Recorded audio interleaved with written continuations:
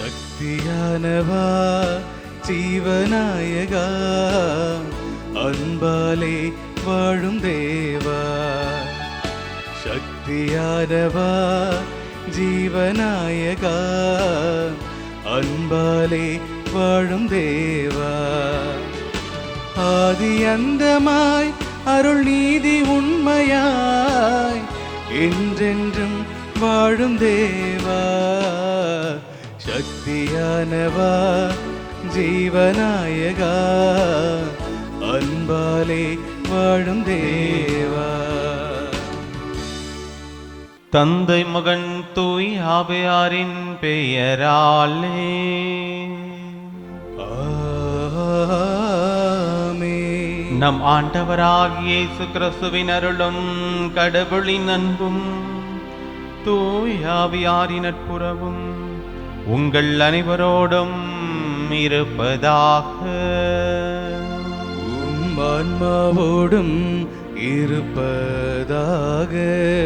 கிறிஸ்து இயேசுவுக்குள் பிரியமான அன்புமிக்க சகோதர சகோதரிகளே, பொது காலத்தின் 4ஆம் ஞாயிறு திருப்பலியை இன்று நாம் கொண்டாடி மகிழ்ந்து கொண்டிருக்கிறோம். இந்த கல்வாரி பலியில் நாம் நம் ஒவ்வொருவரையுமே ஒப்பு கொடுத்து ஜெபிப்போம்.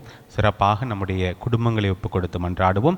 இன்றைய திருப்பலியில் கடவுள்கிட்ட நாம் மனத்தாழ்ச்சியோடு நாம் வாழ வேண்டும் அப்படிங்கிற ஒரு வரத்திற்காக ஜெபிப்போம். அன்பிற்குரியவர்களே, முதல் வாசகத்தில் கடவுள் செப்பனியா இறைவாக்கின் மூலமாக அழைப்பு விடுக்கிறார். மனத்தாழ்மையை தேடுங்கள் என்று சொல்கிறார். நம்முடைய வாழ்க்கையில் ஒரு முக்கியமான குணமாக இருக்க வேண்டியது தாழ்ச்சி. நாம் செருக்கோடு இருக்கும் பொழுது அதை சிதறடிக்கக்கூடிய கடவுளாக இருக்கிறார். நாம் ஞானம் அப்படின்னு நினைக்கிறது கடவுளுக்கு மடமையாக இருக்கிறது. நாம் எதை மடமை என்று நினைக்கிறோமோ அதை கடவுள் தேர்ந்து கொண்டவராக இருக்கிறார். நாம் எதை குறித்து பெருமை பாராட்ட விரும்பினாலும் கடவுளை குறித்து பெருமை பாராட்டுவோம். நமக்கு எவ்வளோ திறமைகள் இருக்கலாம், நம்ம எந்த விதத்தில் வேணாலும் வெற்றி பெறலாம், எவ்வளோ உயரத்துக்கு போகலாம். ஆனால் தாழ்ச்சியோடு இது உம்மால் முடிந்தது என்கிற அந்த எண்ணத்தோடு நாம் வாழும் பொழுது கடவுள் நம்மை இன்னும் மேலாக உயர்த்துவார் என்கிற அந்த சிந்தனையோடு நாம் தாழ்ச்சியோடு வாழாத தருணங்களுக்காக இந்த நேரத்தில் மனம் வருந்தி ஆண்டவரிடம் மன்னிப்பு கேட்டு மன்றாடுவோம். அன்புமிக்க சகோதர சகோதரிகளே, தூய மறை நிகழ்வுகளை கொண்டாட நாம் தகுதி பெறும் பொருட்டு நம் பாவங்களை ஏற்றுக்கொள்வோம்.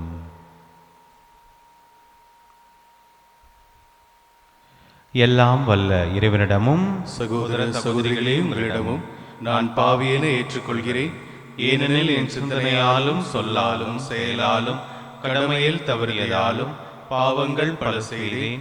என் பாவமே, என் பாவமே, என் பெரும் பாவமே.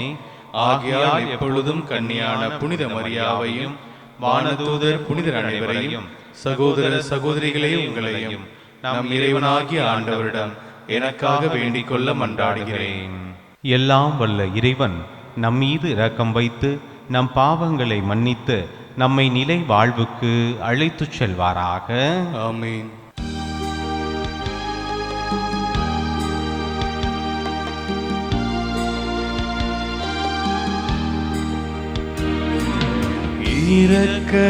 இரக்கமாயிரும், இரக்கமாயிரும், இரக்கமாயிரும்,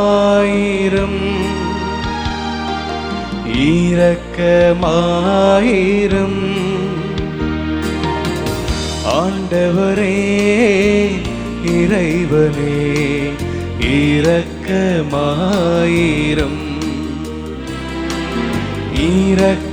இரக்கமாயிரும், இரக்கமாயிரும். கிறிஸ்துவே இறைவனே இரக்கமாயிரும், இரக்கமாயிரும், இரக்கமாயிரும்.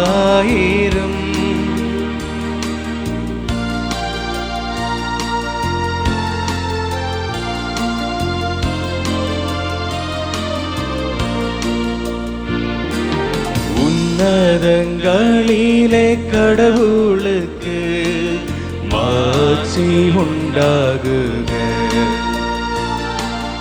உலகினிலே நன்மனத்தோர்க்கு அமைதியாகுக. உம்மை புகழ்கின்றோம், உம்மை வாழ்த்துகின்றோம், உம்மை ஆராதிக்கின்றோம், உம்மை மாட்சிப்படுத்துகின்றோம். உமது மேலான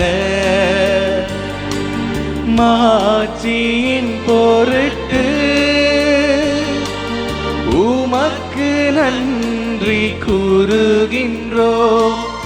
ஆண்டவராகிய இறைவா, வானுலக அரசரே, எல்லாம் வல்ல தந்தையாகிய இறைவா, ஒரே மகனாய் உதித்த ஆண்டவரே, இயேசு கிறிஸ்துவே, ஆண்டவராகிய இறைவா, இறைவனின் செம்மறியே, தந்தையின் திருமகனே, உலகின் பாவங்களை போக்குபவரே, எங்கள் மேல் இரக்கமாயிரும். உலகின் பாவங்களை போக்குபவரே, எங்கள் மன்றாட்டை ஏற்றருளும். தந்தையின் வலப்பக்கம் வீற்றிருப்பவரே, எங்கள் மேலிரக்கமாயிரும். ஏனெனில் இயேசு கிறிஸ்துவே, நீ ஒருவரே தூயவர், நீ ஒருவரே ஆண்டவர், நீ ஒருவரே உன்னத தூய ஆவியாரோடு தந்தையாகிய இறைவனின் மாட்சியில் இருப்பவர் நீரே.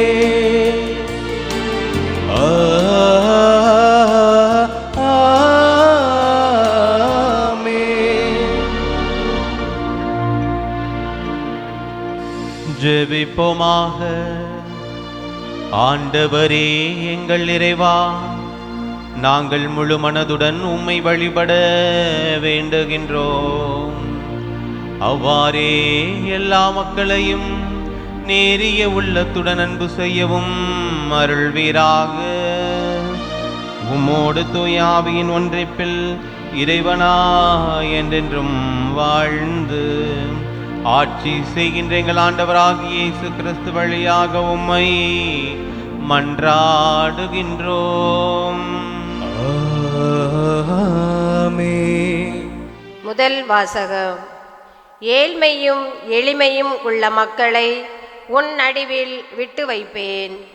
இறைவாக்கினர் செப்பனியா நூலிலிருந்து வாசகம். அதிகாரம் 2, இறை வார்த்தைகள் 3. அதிகாரம் 3, இறை வார்த்தைகள் 12 மற்றும் 13. செப்பனியா கூறியது: நாட்டில் இருக்கும் எளியோரே, ஆண்டவரின் கட்டளையை கடைபிடிப்போரே, அனைவரும் ஆண்டவரை தேடுங்கள். நேர்மையை நாடுங்கள், மனத்தாழ்மையை தேடுங்கள்.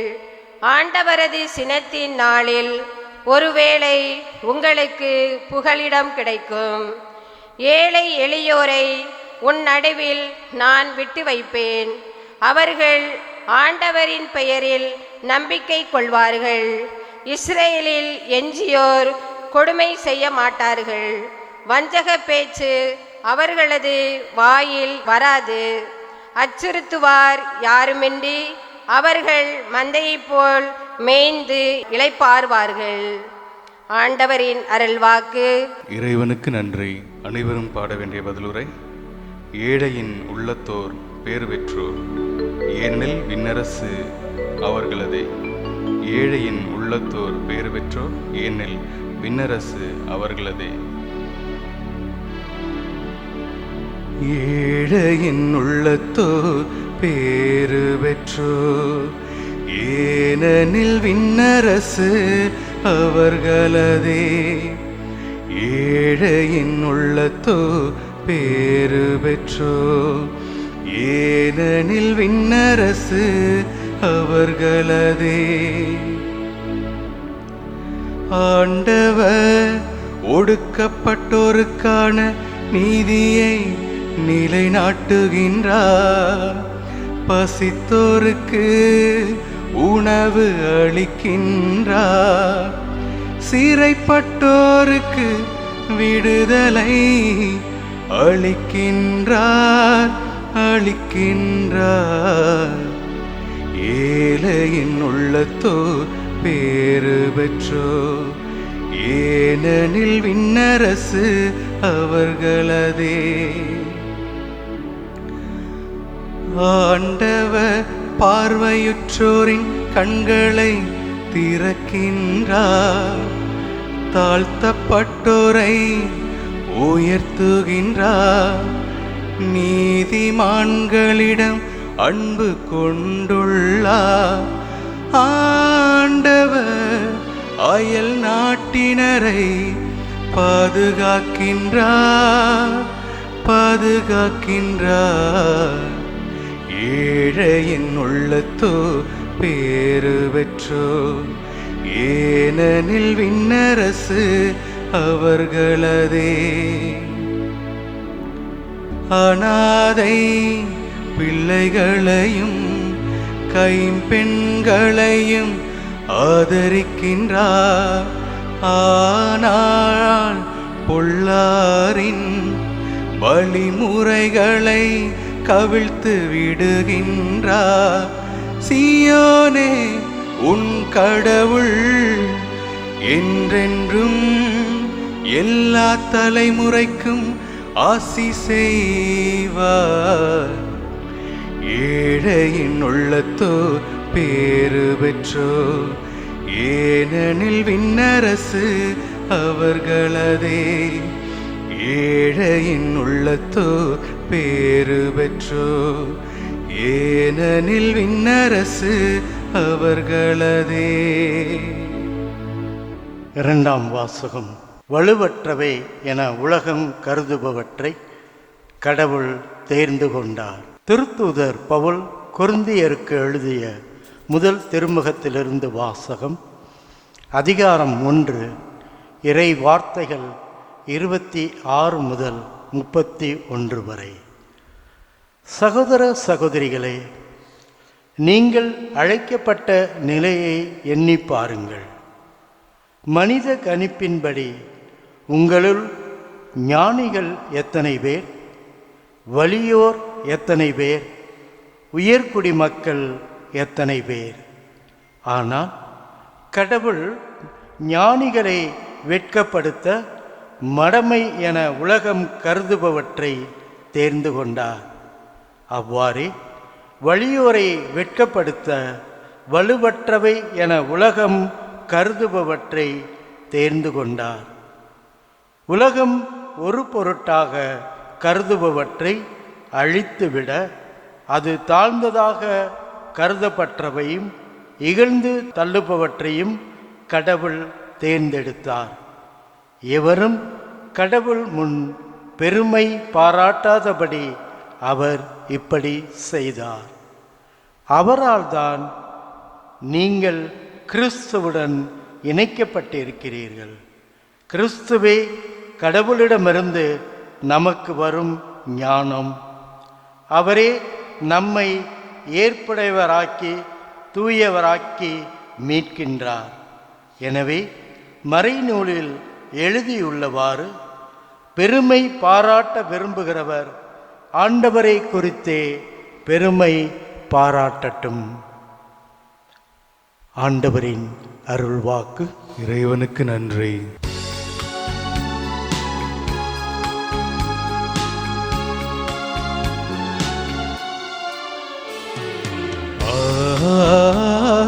அல்லேலூயா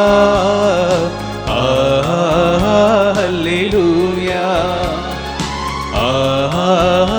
அல்லேலூயா அல்லேலூயா அல்லேலூயா அல்லேலூயா அல்லேலூயா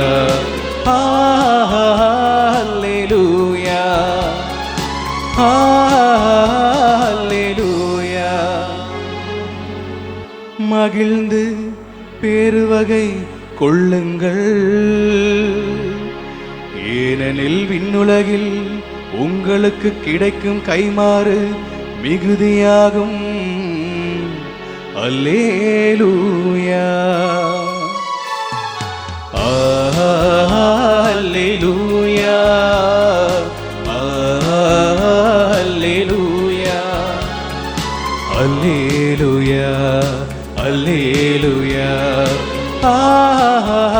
அல்லேலூயா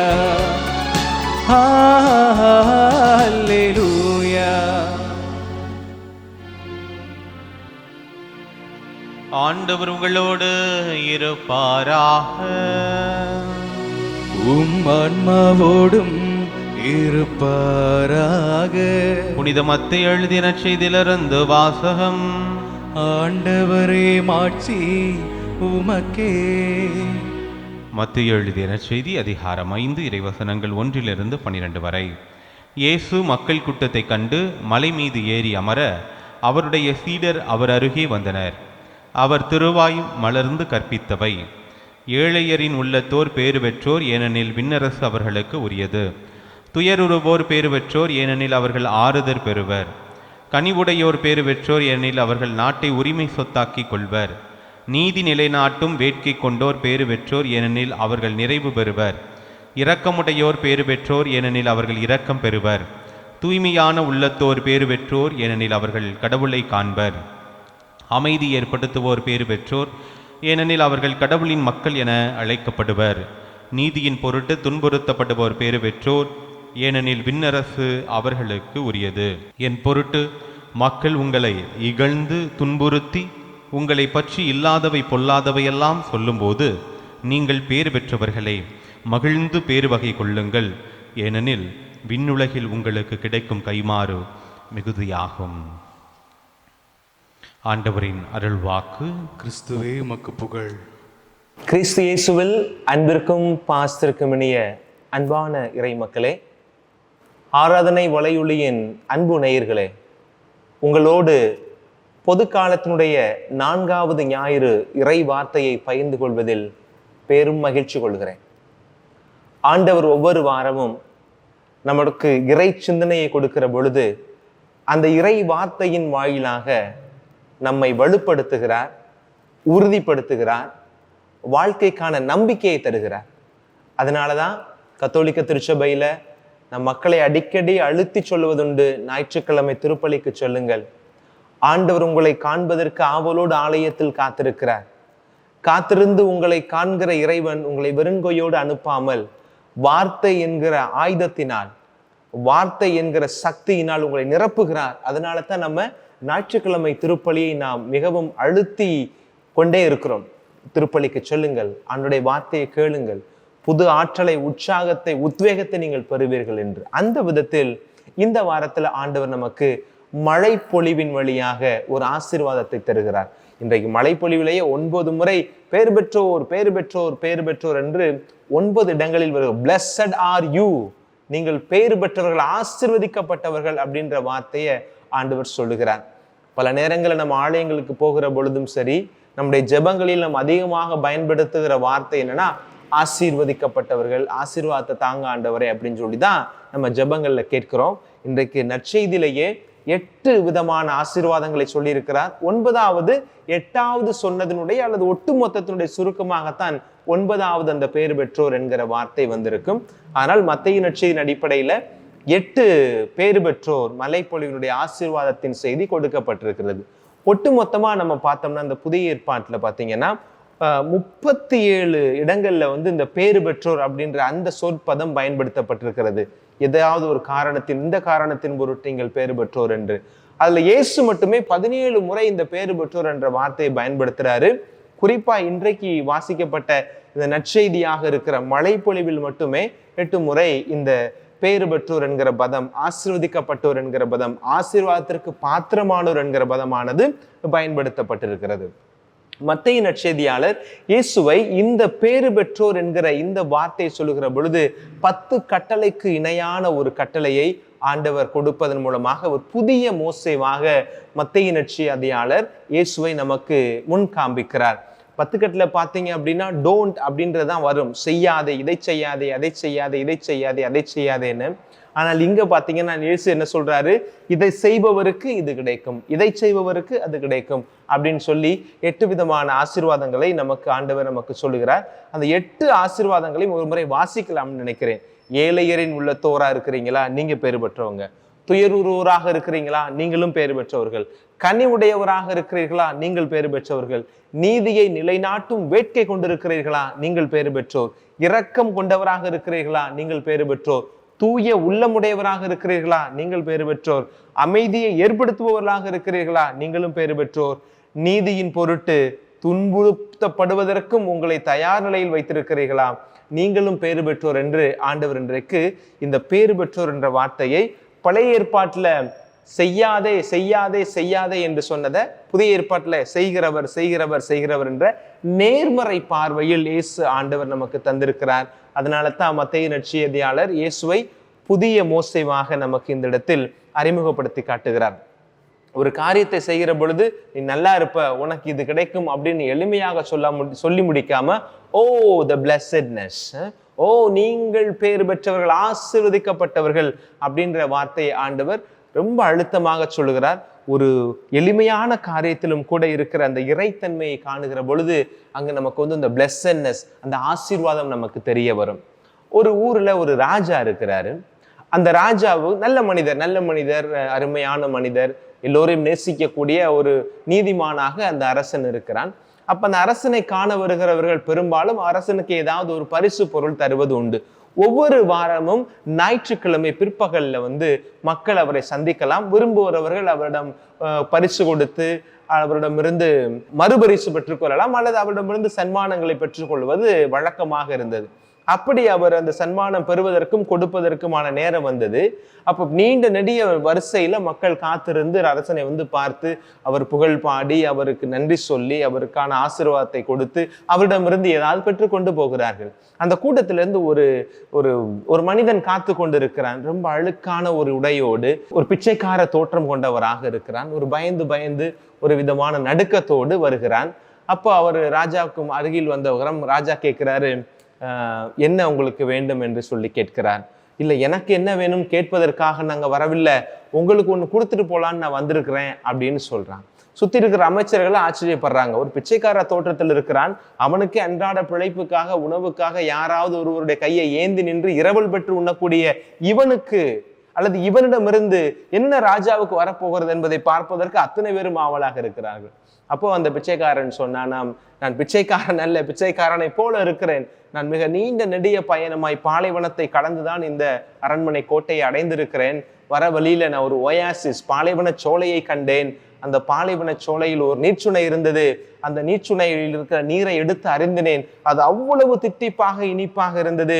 அந்த நீரை தான் உங்களுக்கு கொடுப்பதற்காக நான் கொண்டு வந்திருக்கிறேன். அது மிகவும் அருமையான ஒரு பானம் என்று சொல்லி ராஜாவிடம் கொடுப்பதற்காக வந்திருக்கிறேன் என்று சொன்னாராம். எங்கே அந்த தித்திப்பான அந்த சுவை மிகுந்த தண்ணீர் எங்கே என்று ராஜா கேட்கிறார். இதோ என்னிடம் இருக்கிற இந்த குவளையில் தான் இருக்கிறது அப்படின்னு சொல்லிட்டு ஒரு சின்ன பாட்டில் எடுத்து கொடுக்கிறாரு. ராஜா குடிச்சிட்டு அப்படியே புலகாங்கிதம் அடைந்து பாராட்டுகிறார். இப்படிப்பட்ட தண்ணி உனக்கு எங்க கிடைச்சிச்சு? ரொம்ப இல்லை, எனக்கு சந்தோஷம். இப்பேற்பட்ட ஒரு தண்ணீரை என்னுடைய வாழ்க்கையில் நான் அருந்தியதே இல்லை. இது அருமருந்தாக இருக்கிறது, சுவை விருந்தாக இருக்கிறது அப்படின்னு சொல்லி ரொம்ப சந்தோஷமா அப்ப சொன்னாராம். அப்போ ராஜாவும் அவருக்கு தக்க சன்மானம் கொடுத்து நல்ல சந்தோஷமா அப்படின்னு சொல்லி பொருள் வெள்ளி எல்லாம் கொடுத்து அனுப்பிவிட்டார். இப்ப சகாக்களுக்கெல்லாம் ஒரு சந்தேகம், ஒரு பிச்சைக்காரனுக்கு எப்படி இவ்வளவு சுவையான தண்ணி கிடைத்திருக்கும் அப்படின்னு சொல்லி ராஜாட்ட கேட்கிறாங்க. ராஜா, அந்த தண்ணி எங்களுக்கு கொஞ்சம் கொடுங்களேன், நானும் சுவைத்து பார்க்கலாம், நாங்களும் சுவைக்கலாம் என்று நினைக்கிறோம் அப்படின்னு சொல்லி கேட்குறாங்க. ராஜா சொல்றாங்க, இல்லை ஒன்றும் பிரச்சனை இல்லை, விடுங்க, அது நல்ல தண்ணி, அருமையான தண்ணி அப்படின்னாரு. ராஜா, ஏன் எங்களோடையும் அந்த சுவை மிகுந்த தண்ணீரை பகிர்ந்து கொள்ளக்கூடாதான்னு கேட்டவுடனே எல்லாருக்கும் ஆள் கையில கொஞ்சம் கொஞ்சம் ஊத்துறாரு. குடிச்சு பார்த்துட்டு எல்லாரும் காரி துப்புறாங்க. இது என்ன தண்ணி இது?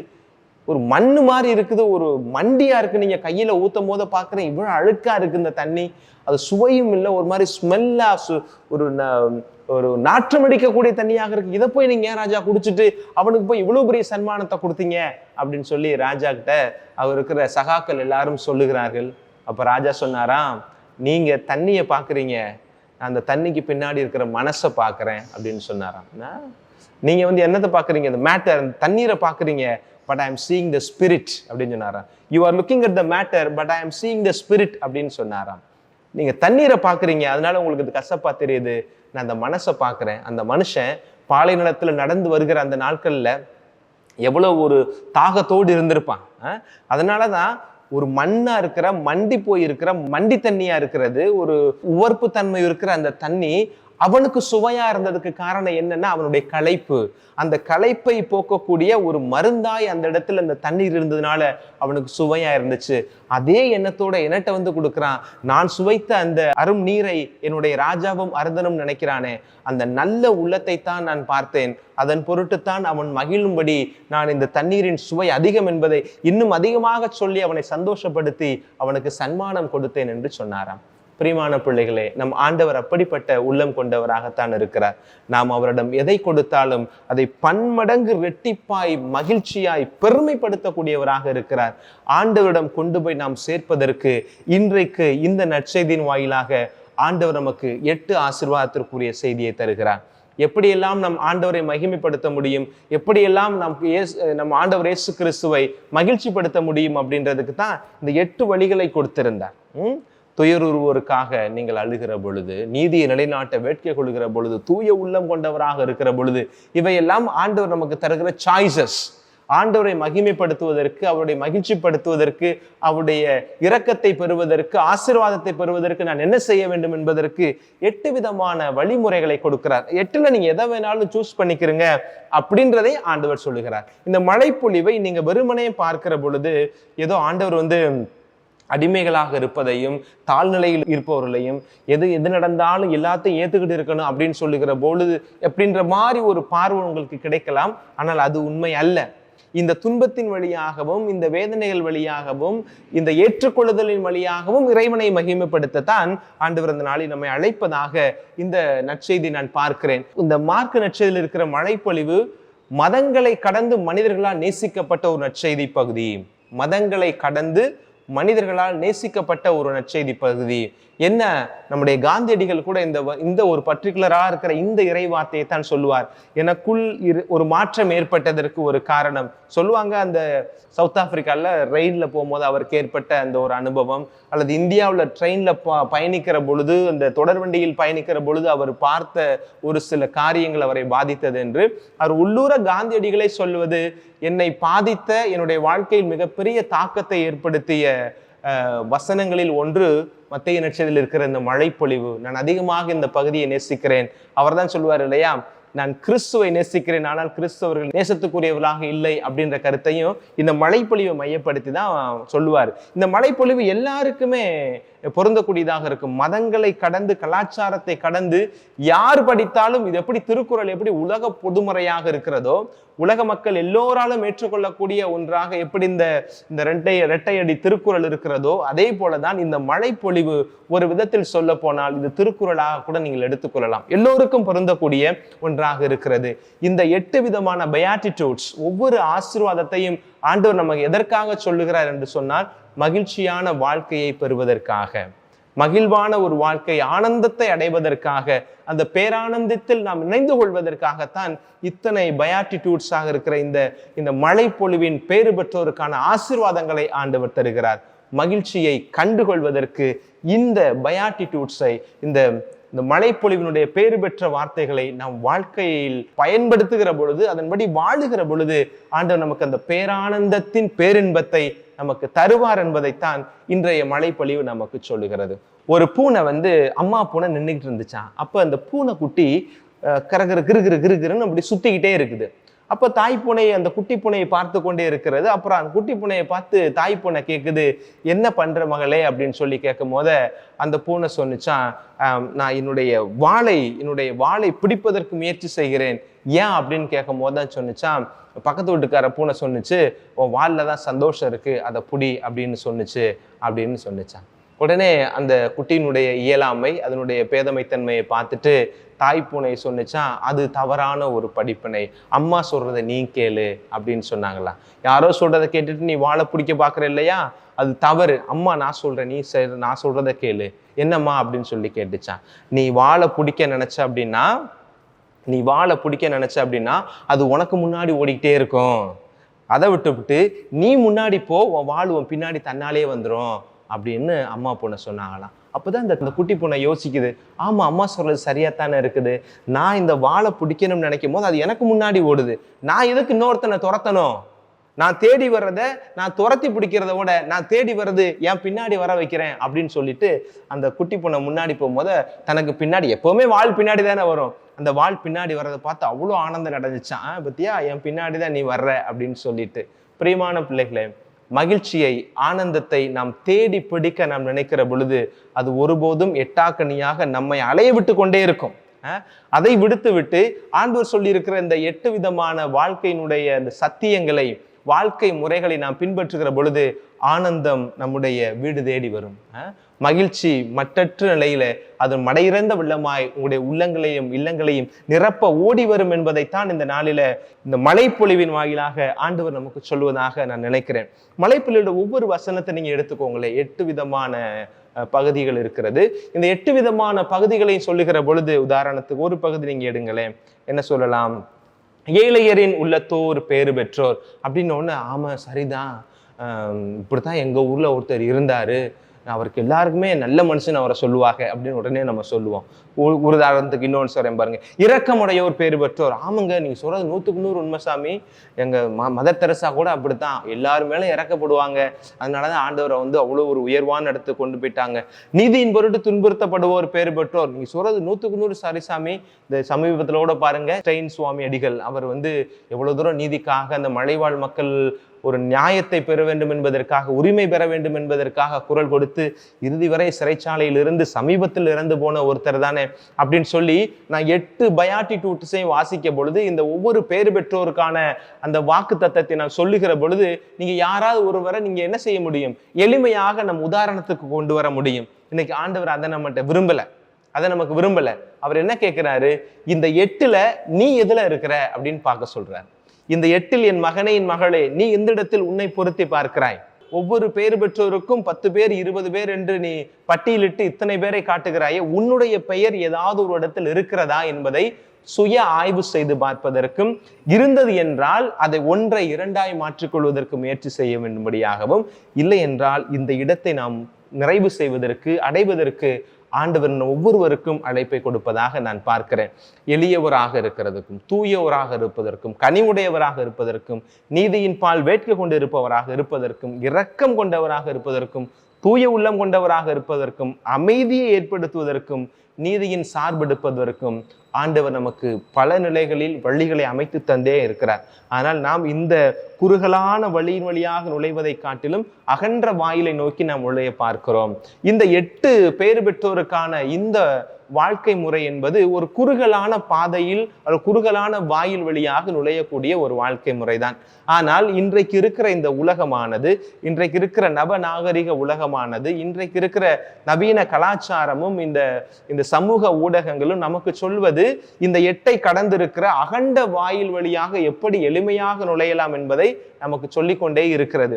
இந்த அகண்ட வாயில் வழியாக நுழைவது எப்படி என்பதை சொல்வதற்கும் வழிகாட்டுவதற்கும் ஏகமான மக்கள் இன்றைக்கு வந்து விட்டார்கள்.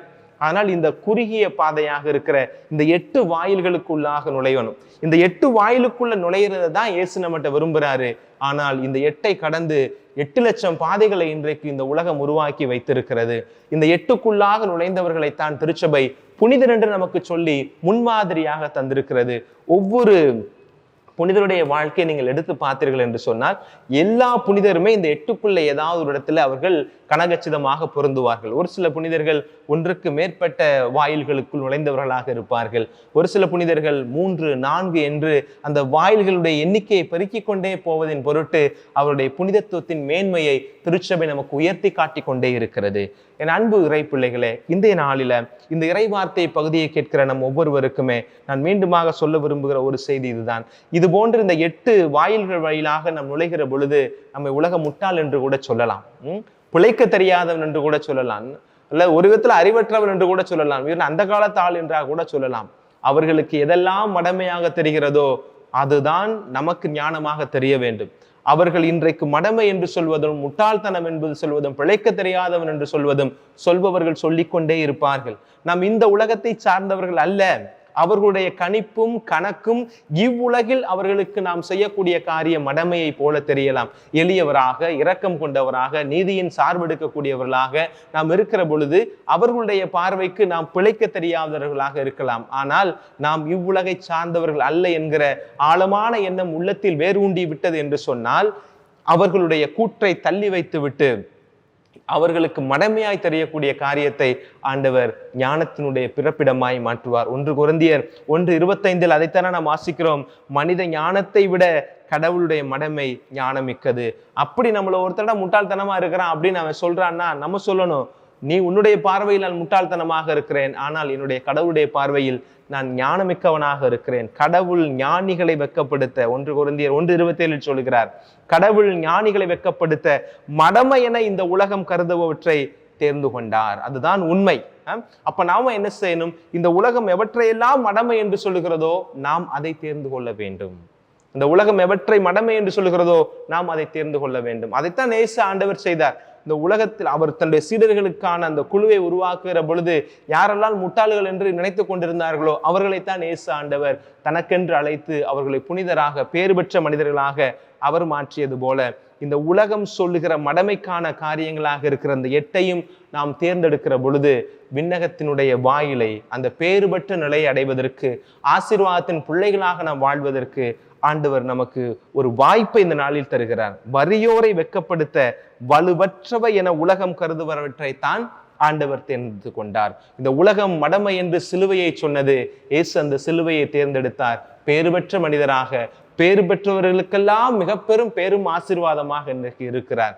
இந்த உலகம் எவற்றையெல்லாம் மடமை என்று சொல்லுகிறதோ, மடமை என்று கணித்து வைத்திருக்கிறதோ, நாம் அவற்றில் இருக்கிற இறைத்தன்மையை கண்டு இறை கூறுகளை அறிந்து நாம் பின்பற்றுகிற பொழுது நமக்கும் இந்த பேரின்ப வாழ்வு என்பதும் இந்த விண்ணக வாழ்வுக்கான திறவுகோல் நம் கைக்கும் வந்து சேரும் என்பதை இந்த நாளில் மழை பொழிவின் வாயிலாக ஆண்டவர் நமக்கு சொல்லுகிறார். என் அன்பு இறை பிள்ளைகளே, இந்த நாளில இந்த மழை பொழிவை மையம் கொண்டு நாம் கேட்ட இந்த சிந்தனைகள் பெரும்பாலும் அனைத்து புனிதர்களுடைய விழாவென்று வாசிக்கப்படும் இந்த மழை பொழிவு வாசகம். ஏன்னா இந்த புனிதர்கள் எல்லாருமே இந்த 8ல் ஏதாவது 1, 2, 3ல அவர்கள் கணித்திருப்பார்கள். நாமெல்லாம் புனிதர்களுடைய பெயரை தாங்கி இருக்கிறோம். அந்த புனிதர்களுக்கு ஒவ்வொரு வாரமும் அல்லது ஒவ்வொரு நாளும் ஒதுக்கி நாம் நவநாள் சொல்கிறோம். நம்முடைய பங்கு ஆலயங்கள் புனிதர்களுக்கு நேர்ந்தளிக்கப்பட்டிருக்கிறது. அவருடைய வாழ்க்கை சரித்திரங்களை எல்லாம் நீங்கள் பாருங்கள். நீங்கள் நேசிக்கக்கூடிய புனிதர்களுடைய வாழ்க்கையெல்லாம் பாருங்கள். அவர்கள் அந்த 8ல் ஏதாவது ஒன்றில் கனகச்சிதமாய் பொருந்தி மற்றவற்றுக்கான அடித்தளத்தை அமைத்து கொண்டவர்களாக இருப்பார்கள். புனிதர்களை நேசிக்கக்கூடிய நாம், ஆண்டவரை அன்பு செய்யக்கூடிய நாம், மரியாதை ஏற்றிருக்கிற நாம், இந்த பேறு பெற்றோருக்கான 8ல் ஒன்றை நாம் அணிந்து விண்ணகத்தினுடைய நிலை பேரன்பை பெற்றுக்கொள்வதற்கு உறுதி எடுப்போம், தயார் செய்வோம் என்கிற ஆழமான நம்பிக்கை நிறைந்த செய்தியை இந்த நாளில் நான் உங்களோடு இந்த இறை வார்த்தை வாயிலாக பகிர்ந்து கொள்கிறேன். ஆண்டவர் உங்கள் ஒவ்வொருவரையும் நிறைவாஸ் ஆசீர்வதித்து வாழ்வின் அனைத்து வளன்களையும் நலன்களையும் தந்து உங்களை பேரின்ப வாழ்வுக்கான வழிகளை திறந்திட இந்த வாசகத்தின் வாயிலாக தொடுவாராக. ஆமென். அனைவரும் இணைந்து நம்முடைய நம்பிக்கையை அறிக்கையிடுவோம்.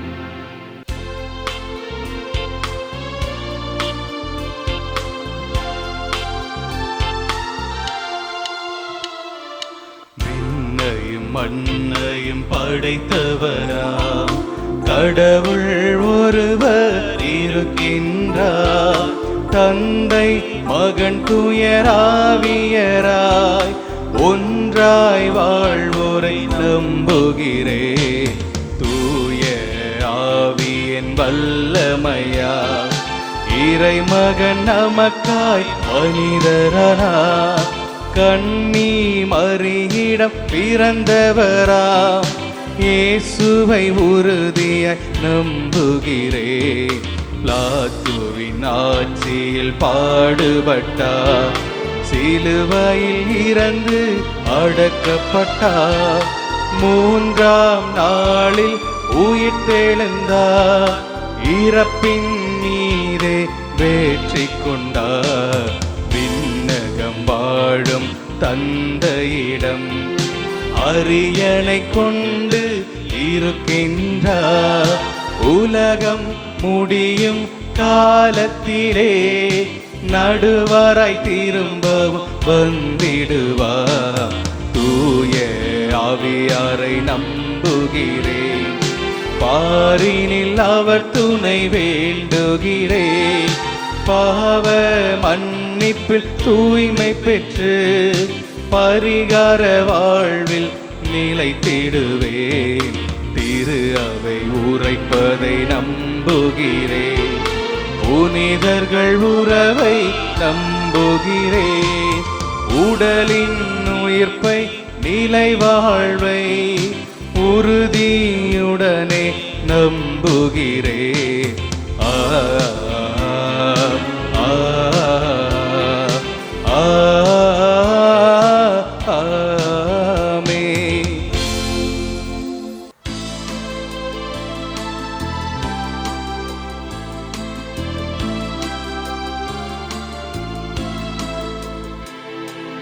பலியாக என்னை தந்தே நீ பரிசாக உன்னை தந்தாய் உள்ளதெல்லாம் கொடுத்தே நீ உன்னையே அள்ளி தந்தாய் கண்மணி போல காக்கும் முந்தன் கரத்தில் என்னை முழுதும் தந்தே என்னோடு ஒன்றாகினாய்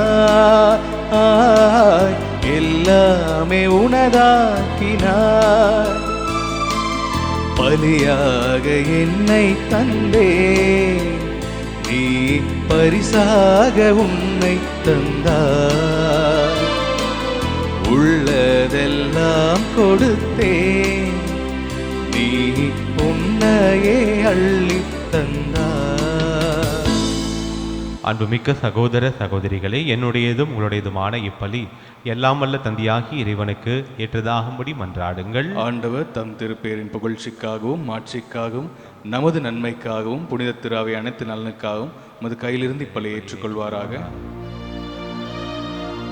ஆண்டவரே, எங்கள் பணிகளை காணிக்கையாக உமது பீடத்துக்கு கொண்டு வருகின்றோம். இவற்றை கனிவுடன் ஏற்று எங்களது மீட்பின் அருளடையாளமாக மாற்றுவீராக. எங்கள் ஆண்டவராகிய இயேசு கிறிஸ்து வழியாக உம்மை மன்றாடுகின்றோம். ஆமென். ஆண்டவர் உங்களோடு இருப்பாராக. உம் ஆன்மாவோடும் இருப்பாராக. இதயங்களை மேலே எழுப்புங்கள். ஆண்டவரிடம் எழுப்பியுள்ளோ நம் இறைவனாகிய ஆண்டவருக்கு நன்றி கூறுவோம். அது தகுதியும் நீதியும் ஆனதே. ஆண்டவரே, துயவரான தந்தையே, என்றும் உள்ள எல்லாம் வல்ல இறைவா, என்னாலும் எவ்விடத்திலும் நாங்கள் உமக்கு நன்றி செலுத்துவது மெய்யாகவே தகுதியும் நீதியுமாகும், எங்கள் கடமையும் மீட்புக்குரிய செயலுமாகும். ஏனெனில் நீர் எங்களுக்கு மீட்பரை அனுப்பும் அளவுக்கு உலகின் மீது பரிவன்பு கொண்டீர். அவர் பாவம் தவிர மற்றனைத்திலும் எங்களைப் போல இருக்க திருவுளம் கொண்டீர். இவ்வாறு நீரும் திருமகனிடம் செலுத்திய அன்பை எங்கள் மீதும் செலுத்தினீர். நாங்கள் கீழ்ப்படியாமையால் பாவம் செய்து இழந்த உம்முடைய குடைகளை அவருடைய கீழ்ப்படிதலால் மீட்டு எங்களுக்கு அருளினீர். ஆகவே ஆண்டவரே, வானதூதர் புனிதர் அனைவரோடும் நாங்கள் சேர்ந்து உமது பெருமையை பறைசாற்றி அக்களிப்புடன் பாடுவதாவது: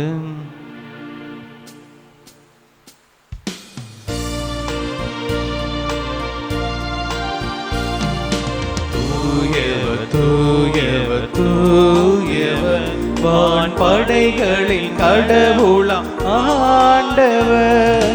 விண்ணகமும் வண்ணகமும் உமது மாட்சியால் நிறைந்துள்ளன.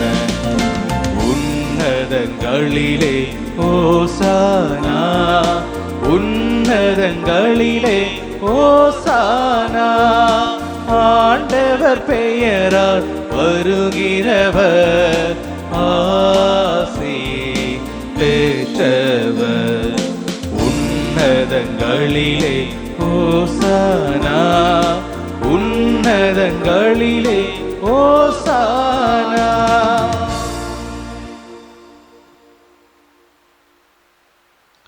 ஆண்டவரே, நேர்மையாகவே தூயவர், தூய்மை அனைத்துக்கும் ஊற்று.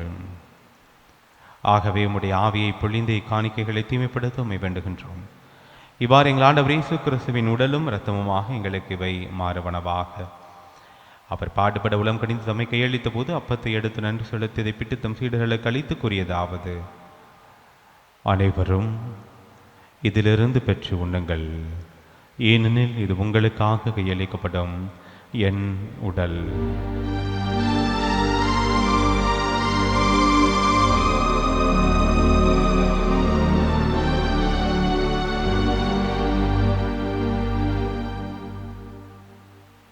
அவ்வண்ணமே இரவு விருந்து அருந்திய பின் கிண்ணத்தையும் எடுத்து மீண்டும் உமக்கு நன்றி கூறி தம் சீடர்களுக்கு அளித்து அவர் கூறியதாவது: அனைவரும் இதிலிருந்து பெற்று பருகுங்கள், ஏனெனில் இது புதிய நிலையான உடன்படிக்கைக்குரிய என்ற இரத்தத்தின் கிண்ணம். இது பாவ மன்னிப்புக்கென்று உங்களுக்காகவும் பலருக்காகவும் சிந்தப்படும். இதை என் நினைவாக செய்யுங்கள்.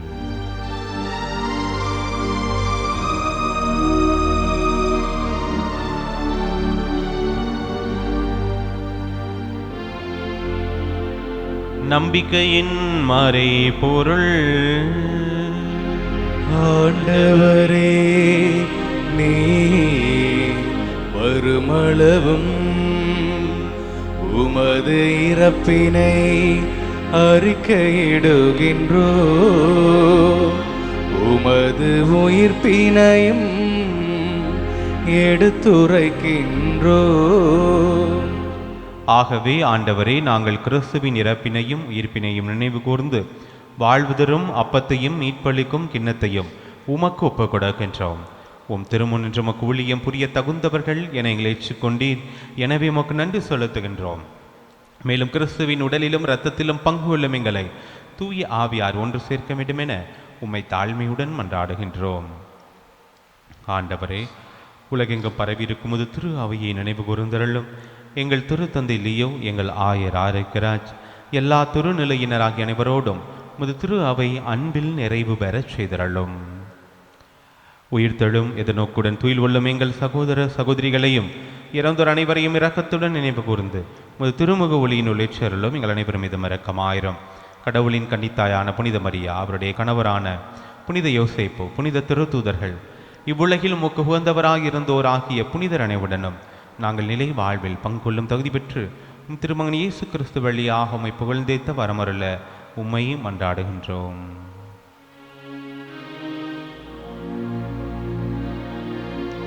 இவர் வழியாக இவரோடு இவரில் எல்லாம் வல்ல இறைவனாகிய தந்தையே,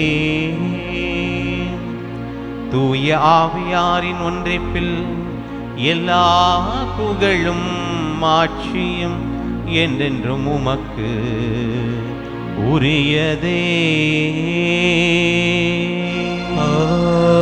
ஆமென், ஆமென், ஆமென்.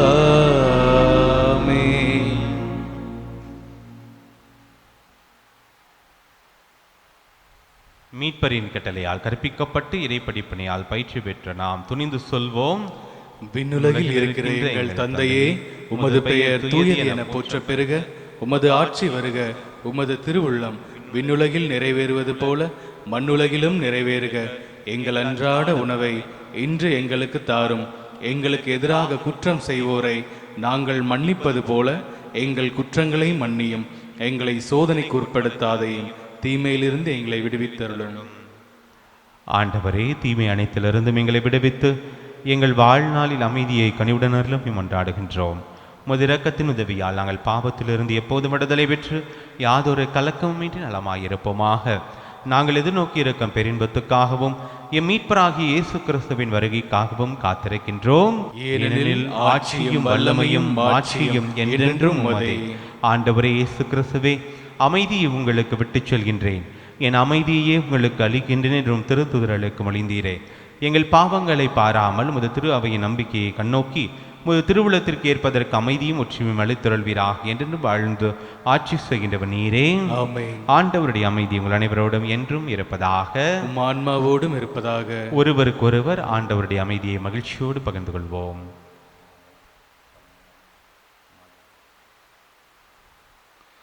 உலகின் பாவங்களை போக்கும் இறைவனின் செம்மறியே, எங்கள் மேல் இரக்கமாயிரும். உலகின் பாவங்களை போக்கும் இறைவனின் செம்மறியே, எங்கள் மேல் இரக்கமாயிரும். உலகின் பாவங்களை போக்கும் இறைவனின் செம்மறியே, எங்களுக்கு அமைதி அளித்தருளும். ஆண்டவரே இயேசு கிறிஸ்துவே, நமக்கு திருவுள்ளம் திறத்தமை திருப்புக்கும் தன்னைக்குள்ளாக்கும் அது பரிவிறக்கத்தன் மனதுக்கு உடலுக்கும் பாதுகாப்பு நடமளிக்கும் ஒரு மனதாகவும் இருப்பனவாக.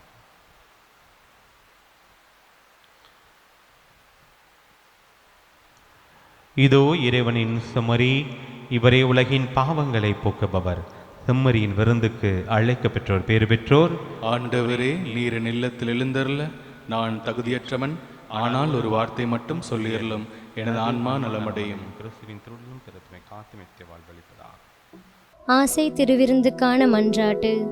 ஆண்டவரே, நீர் என் இல்லத்தில் எழுந்தருள நான் தகுதியற்றவள், ஆனால் ஒரு வார்த்தை மட்டும் சொல்லியருளும் என்று நூற்றுவர் தலைவன் ஜெபித்தது போல நாங்களும் இப்போது உம் திருப்பாதம் பணிந்து வேண்டுகிறோம். இனிய இயேசுவே, நாங்கள் தகுதியற்றவர்களாய் இருந்தாலும் எங்கள் தகுதியின்மையை பாராமல் நீர் எங்கள் உள்ளங்களில் எழுந்து வாரும்.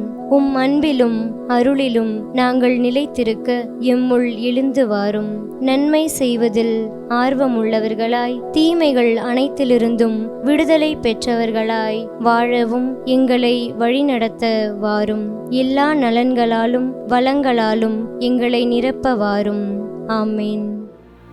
நன்றி கூறி மன்றாடுவோமாக.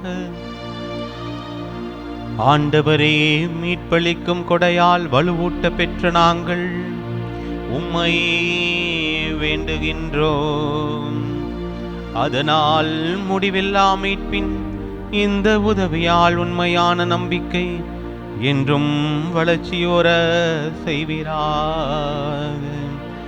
எங்கள் ஆண்டவராகிய இயேசு கிறிஸ்து வழியாக உம்மை மன்றாடுகின்றோம். ஆமென். ஆண்டவர் உங்களோடு இருப்பாராக. உம் ஆன்மாவோடும் இருப்பாராக.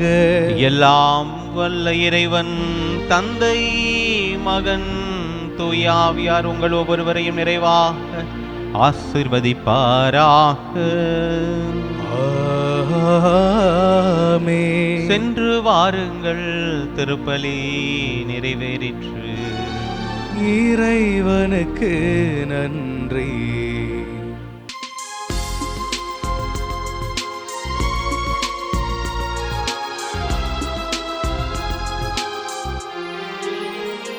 புகழ்வாய் மனமே, இசைப்பாய் கானமழை, பணிவாய் புலங்களே மேரி மாதா சந்நிதியில்.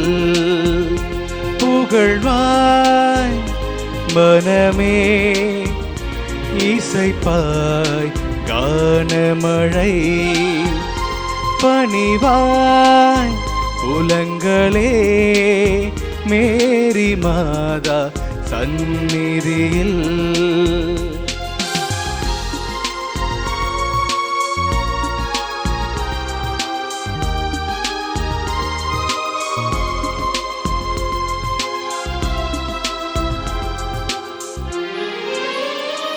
அவள்தான் உன் அன்னையே, உனக்காய் ஜெபிப்பவளுமே, உன் ஆத்ம வாஞ்சையுமாய் இருப்பாள் அவள் என்றுமே, ஒரு போதும் மறவாமலே புவி மீது காத்திடுவாள், ஒரு போதும் மறவாமலே புவி மீது காத்திடுவாள். புகழ்வாய் மனமே, இசைப்பாய் கானமழை, பணிவாய் உலங்களே மேரி மாதா சந்நிதியில்.